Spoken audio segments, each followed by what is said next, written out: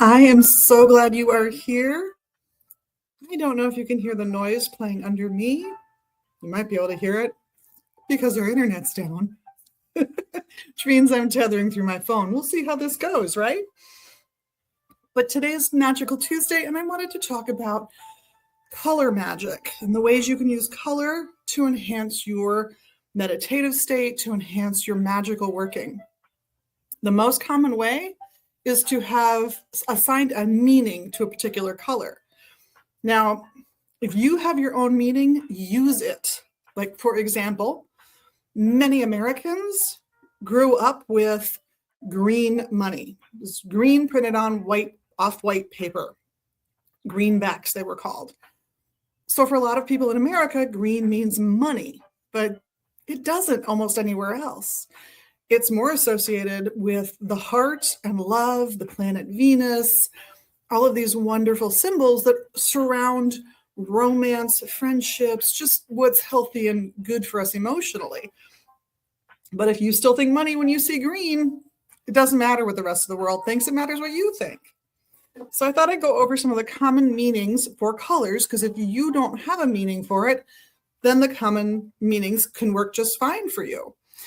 And don't think this is just about choosing colors for things like candles or a cloth to underlay the working you're doing. Think of it for what you dress in while you're doing this magic. And if you're just getting to know the colors and trying to figure out what they mean to you on this more esoteric level, try dressing with the color of the day. Every day of the week has a planetary association. Every planet has a color association. So you can really get into just looking at one color a day, living in it by wearing something that has that color, and seeing how your day goes. See how you feel. Do you feel good about yourself by the end of the day? How is everything doing?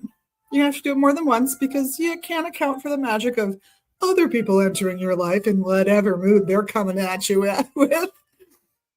But let's go over some of those basic meanings. So say you want to dress with a white shirt today. Mine, by the way, is hard to tell, but it's navy blue. So white is usually about unity. It's usually about purity to some degree, like pureness of thought or intent. And therefore, for some people, it's about calmness, but not for everybody. For some people, it's a more energetic color, as opposed to black, which for most people, since they associated with nighttime first, is about tranquility, the ability to rest securely. So protection becomes a big part then of what the color black gets used for. You'll find that most black stones, protection is sort of the front-facing use for that stone, for example. The black knight is the protective knight, right? Gray, more neutral, right?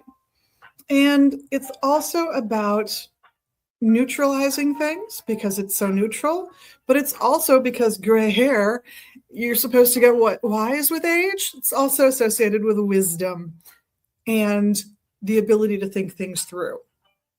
I didn't just bring my own thoughts. I brought what we show our customers. So I'm going to be looking at that occasionally. That gets us to the start of the rainbow. Red. I think of red as a color of all kinds of passion, whether we're talking anger, whether we're talking passion for a partner, a romantic partner, whether we're talking drive, whether we're talking about going into battle. All of that is red. You see red when you're angry, right? So it can be about the productive use of that really amped up energy. And you'll see dragon's blood, which is a red resin from a tree that is added to things just for that extra oomph of the Mars association of that red color. Orange, more to do with Mercury than many other colors, the planet Mercury, than many other colors. So think communication, think business, but also think of the sun and hope. Yellow is also associated with the sun, though, so you might have to pick which one you think is more sunny. I think of yellow as the more sun-like one, but others disagree, and that's cool. So yellow, also Mercury, creativity, communication, all those Mercurian things. And that brings us to the greens, which are very soothing, and the fact that I'm out of town, and we'll have to do more of this next week. So stay tuned next week for more colors, hopefully better reception, better internet. But in the meantime, On behalf of myself and the rest of the staff, thank you so much for tuning in, for being your amazing magical you, and of course for doing the little social media magic that you can work for us here. We look forward to seeing you in the shop in Minneapolis or online at magusbooks.com. Have a great week, everybody. Blessed be.